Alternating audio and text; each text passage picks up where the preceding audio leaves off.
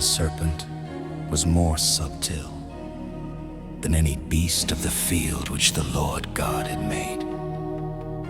And he said unto the woman, Yea, hath God said, Ye shall not eat of every tree of the garden.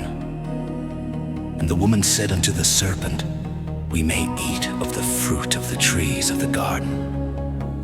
But of the fruit of the tree which is in the midst of the garden, God hath said, Ye shall not eat of it, neither shall ye touch it, lest ye die. And the serpent said unto the woman, Ye shall not surely die.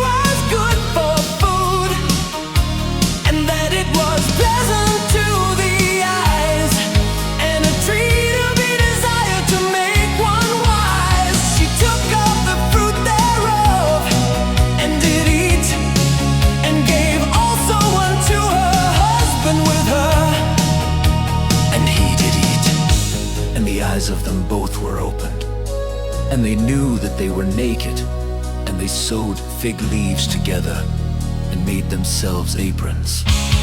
And they heard the voice of the Lord God walking in the garden in the cool of the day. And Adam and his wife hid themselves from the presence of the Lord God amongst the trees of the garden. And the Lord God called unto Adam and said unto him, Where art thou? And he said, I heard thy voice in the garden, and I was afraid, because I was naked, and I hid myself. And he said, Who told thee that thou wast naked? Hast thou eaten of the tree, whereof I commanded thee that thou shouldest not eat? And the man said, The woman whom thou gavest to be with me, she gave me of the tree, and I did eat. And the Lord God said unto the woman, What is this that thou hast done?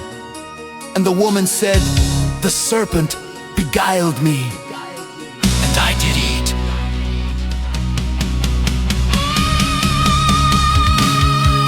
And the Lord God said unto the serpent, Because thou hast done this, thou art cursed above all cattle and above every beast of the field.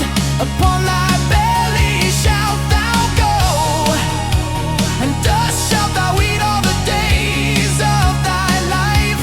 And I will put enmity between thee and the woman, and between thy seed and her seed. It shall bruise thy head, and thou shalt bruise his heel.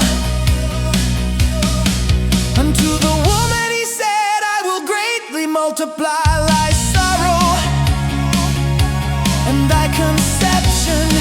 In sorrow thou shalt bring forth children, and thy desire shall be to thy husband, and he shall rule over thee. And unto Adam he said, Because thou hast hearkened unto the voice of thy wife, and hast eaten of the tree of which I commanded thee, saying, Thou shalt not eat of it. Cursed is the ground for thy sake, in sorrow shalt thou eat of it all the days of thy life. Thorns also and thistles shall it bring forth to thee, and thou shalt eat the herb of the field. In the sweat of thy face shalt thou eat bread, till thou return unto the ground. For out of it wast thou taken, for dust thou art, and unto dust shalt thou return.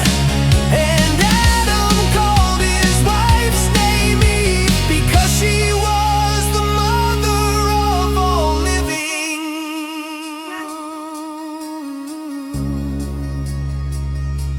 Unto Adam also And to his wife did the Lord God make coats of skins and clothe them. And the Lord God said, Behold, the man is become as one of us, to know good and evil. And now, lest he put forth his hand, and take also of the tree of life, and eat, and live forever. Therefore the Lord God sent him forth from the Garden of Eden, to till the ground from whence he was taken. So he drove